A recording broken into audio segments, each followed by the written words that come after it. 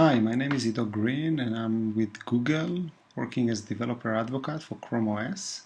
Today we're going to touch on few things that fall under the huge project of Chrome.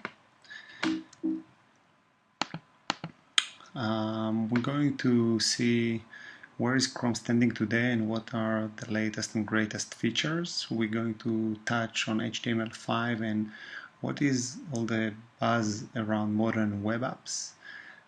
Then we're going to see how Chrome Web Store is going to help both users and developers. And last but not least, we're going to touch and see what is all the great story about Chrome OS and Chromebooks and why they're going to change a lot of things. So first, this is the slide that we revealed in last Google I/O in May. Since then, you could see the little arrow on the top right, the number is just increasing. And just to put this slide into perspective, there are a total of around 100 million iPhones in the world. So this number in terms of the market that is out there for your amazing web apps is quite impressive. Chrome releases are actually going very rapidly. Every 6 weeks you have a new version with lots of fixes and improvements and new features, and it's basically harnessed developers with lots of very cool things that they could do today with Chrome.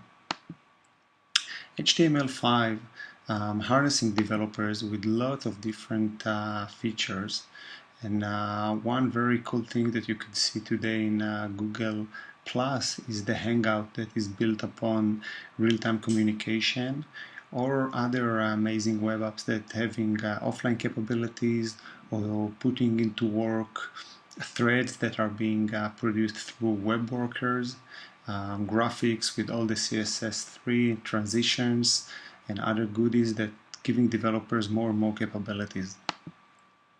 This is where we were in 2008 before Chrome as a project start walking. This is actually a very good resource that you might want to use before you taking a new feature and wanted to check which specific feature will work on a specific browser. The site is called canius.com, and this is where we were in 2008 in terms of the state of the browser and what they're supporting in HTML5 and CSS3. And this is where we are today. And in the site itself, you can hover on each and every feature and see exactly which browser is supporting it. But the main takeout from this slide is that lots of browsers supporting lots of features, and we even getting some real love from i9, which is very, very comforting. What is a modern web app? So basically we taking the power of the cloud in terms of the vast, enormous place that we have to put things and save things in terms of storage, CPU capabilities and other goodies that are there. And we're adding to it a desktop richness. So we have drag and drop, we have a very nice sleek UIs with great user experience. And that's basically a web app. We're still in the browser, but for lots of users, it's irrelevant. They don't know now that it's a browser and not a desktop. One bold example, of course, it's Angry Birds. Who doesn't love to play this game?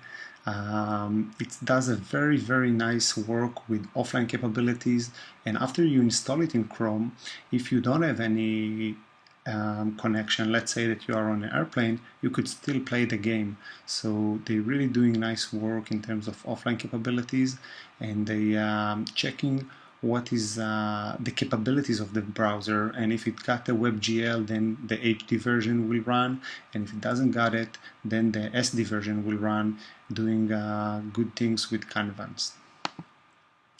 ROM, it's another very, very cool site, ro.me, which basically give you the option to see a very nice clip that you are controlling the point of view.